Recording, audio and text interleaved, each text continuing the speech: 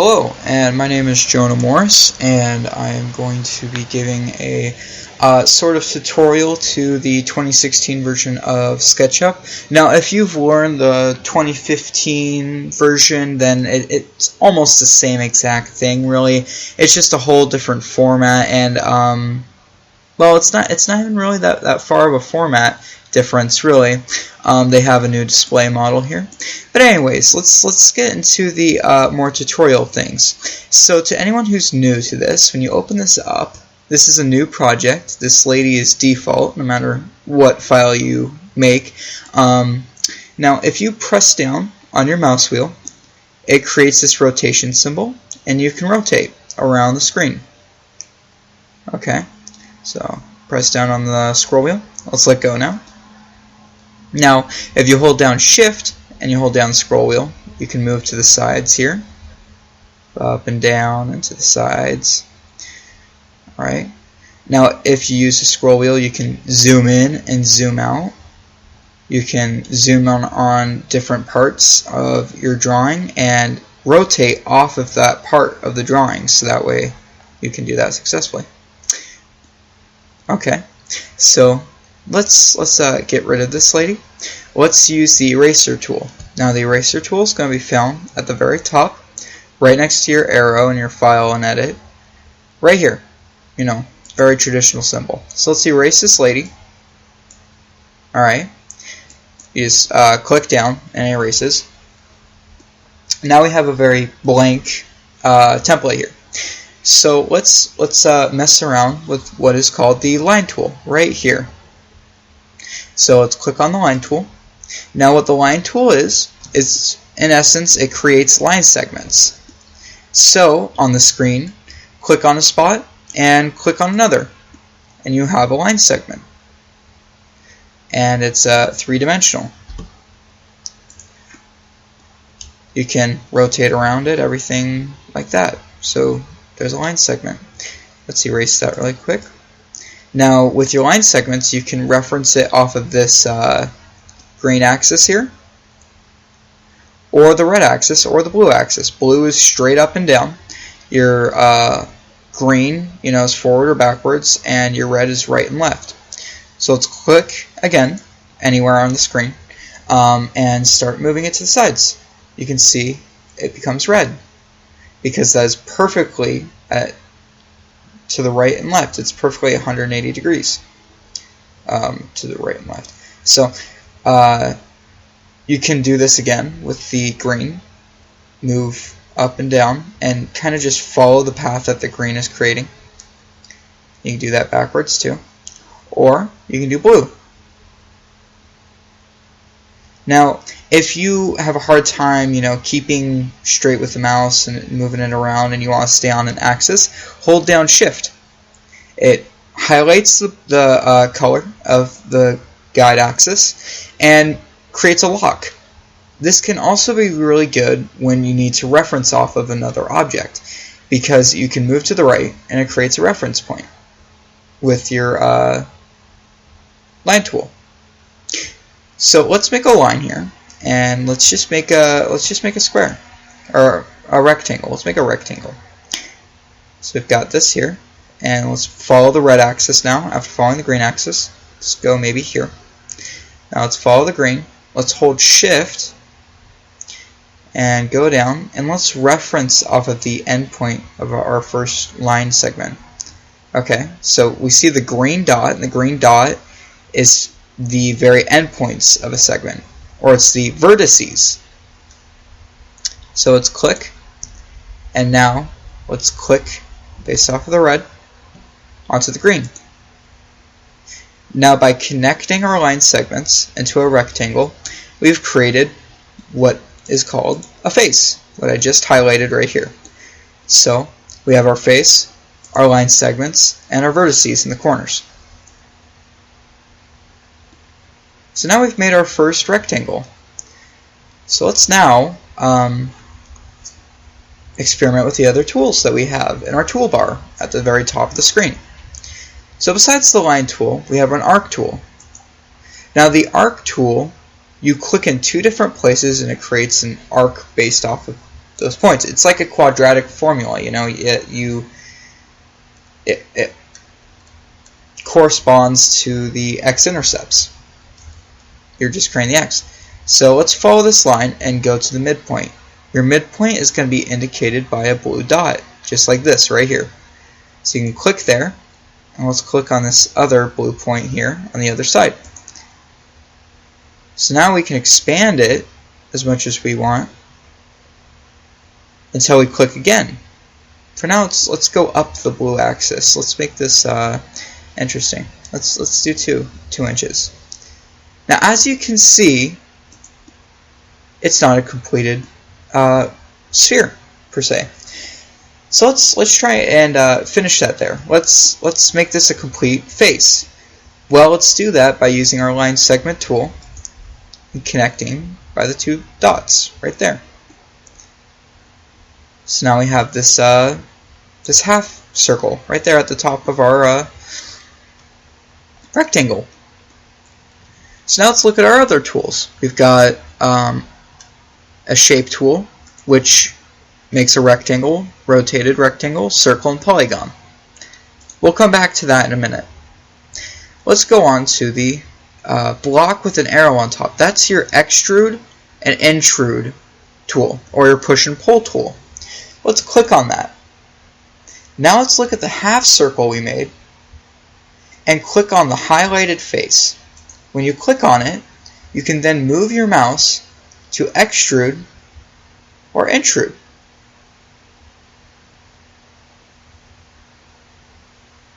So now let's move to the very end of our rectangle. We can use the edge of our rectangle as a reference point for how far we extrude. So let's click again, and that ends our extrude. Let's do that on the other side. Let's click there off the other side of the face and move it to the very end. And now we have a half cylinder right here. Well, let's say we want to make a cylinder. Let's go back to our toolbar here. Look back to where I said the shapes were at, and let's click the circle tool, which is down here, circle, or you can hit C. And let's click and expand. The circle tool is great because it automatically makes, for the most part, a perfect circle, and you can make it. So let's just click anywhere, and we've got our circle. Now let's use our extrude tool at the top, click on it, and make it rise, or lower, whichever one we want. Actually, I'll just undo that, make it go up here. Alright, so now we have a quick cylinder. Now, when it comes to drafting things in SketchUp, we need precision and accuracy. So let's go back to our line tool, and we'll use this as a great example. Let's click somewhere, and start following the red axis again. Well, in the very bottom right corner here is length. This determines how long your line segment is as you're moving it along. Now, to make it a shape that you already want, say a design you see or want to make, let's type in the size we want. So let's do maybe, for example, 12 feet. Let's do 12 feet. So now that we've typed 1 and 2, I entered it. So I go off of the green axis, type 1, 2, and this is happening right here in the length in the bottom right. So just watch that as I click 1, 2. And to make a foot, you can use a dash mark. To make inches, you use the double dash mark, such as, quoting someone. So let's do that. Do that on the red axis again, and connect it. Alright, so we have a 12 by 12 by 12, and this works for our extruding tool up here too, the push-pull. So let's type 12 again. Well, now we have this giant square, a cylinder, and a half cylinder. Now let's look at the other tools. Here's what we call the offset tool. Now the offset tool is something you might not find yourself using often, at least in the beginning, unless you make decorative designs such as dresser drawers or wall designs. So let's go up to our square. Let's reference off of a face. Okay. Now click anywhere on the face, and the offset tool creates an exact replica of the parameter and scales it based off of where you end up clicking next. And this can be great in different instances. Like I said, it's great for such as window designs, dresser drawers, wall designs, things like that. So let's just click right here. Okay? So now we've done that. Now you're thinking, okay, well, what's the use of this, because it's going to be inaccurate every time? Well, actually, we can go and click on this face and double click, and it makes the exact same instance as the last one. Let's do that on every single side. Double click the face when it's highlighted.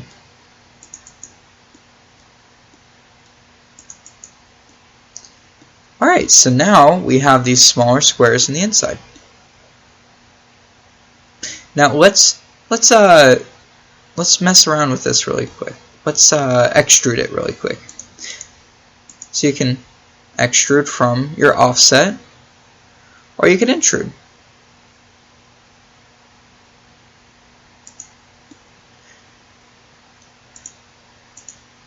So let's experiment with something. With the extrude/intrude tool, you can actually make the exact same reference, just like how we double clicked to make the exact same offset on each face of this square. Let's click on the top portion and drag it down and reference off of the line of the top square of the offset, the midpoint. And let's click. Now that we've done that, we can double click on any face, and it will do the exact same replication as how we intruded by a certain measurement. So let's go to the side here and let's double click, and it intrudes just like the top. And we'll do that here. We'll do that here. We'll do that here. And the bottom. So now we have this kind of I don't know what to call this. Let's just say it's a interesting cube. Now let's move on to another tool. We have ourselves the rotation tool. Now the rotation tool is good when you have everything selected. For example, let's go back to our arrow in the very top left of our toolbar. Let's double click or triple click so it highlights everything on this cube. Go back to our rotation, click on the blue, and just rotate. See? It's great for rotation. Now you have to remember to select everything that is there, and I'll tell you why. Let's click on our rotation tool, and let's just say we click on the top here, and we click again, and we start rotating. And this starts happening, this strange rotation, because really we're not rotating the cube, we're just rotating that top there. I mean, it could make for some interesting abstract art, but that's not what we're going for. We're just learning the basic concepts. Now you can hit Control-Z to undo anything that happened, or you can go up to Edit, Undo Rotation.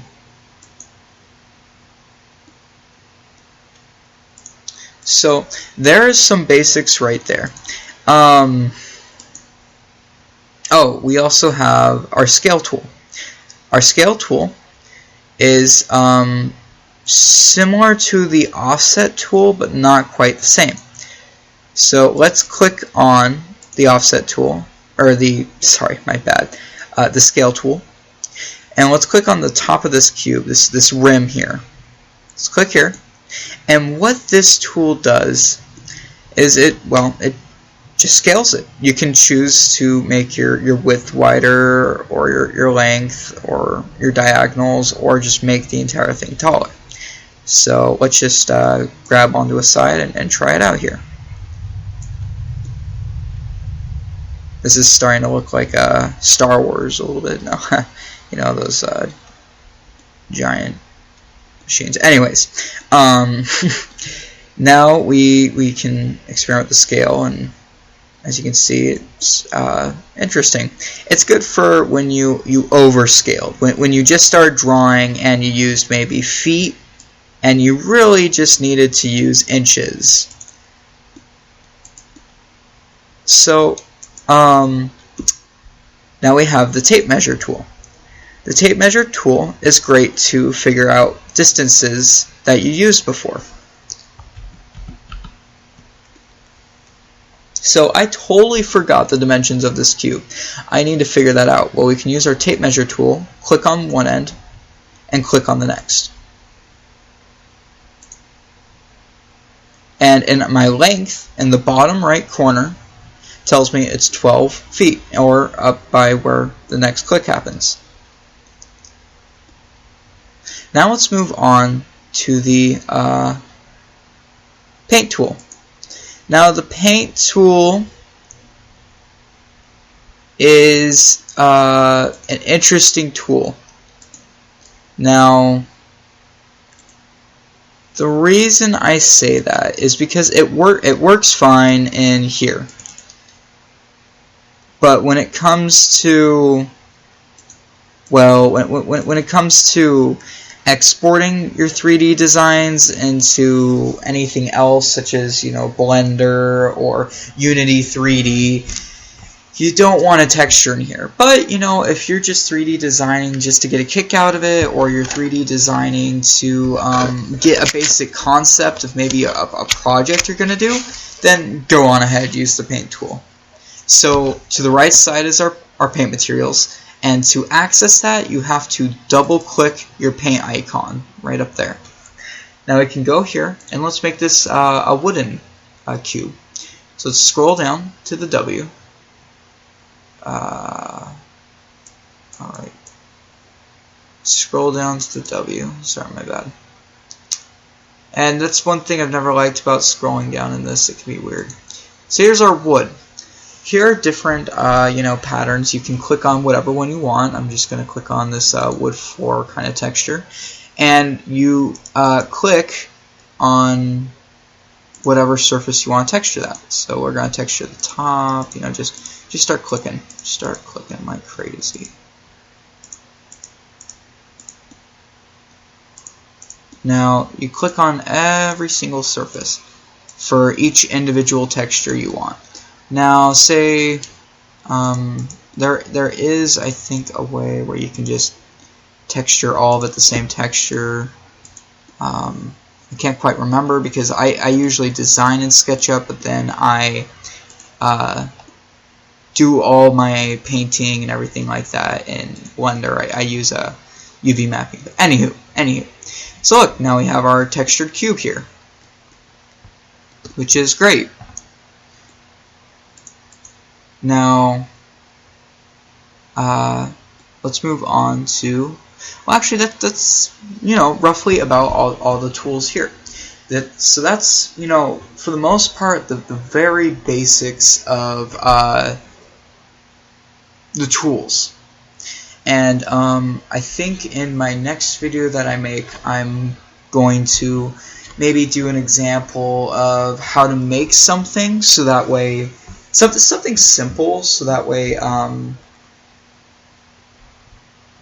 people who have not really had much experience with SketchUp can follow along in the video, and I suppose get a better understanding of the tools, and I can progress to even more harder projects. So Thank you for watching, and like, subscribe, and enjoy.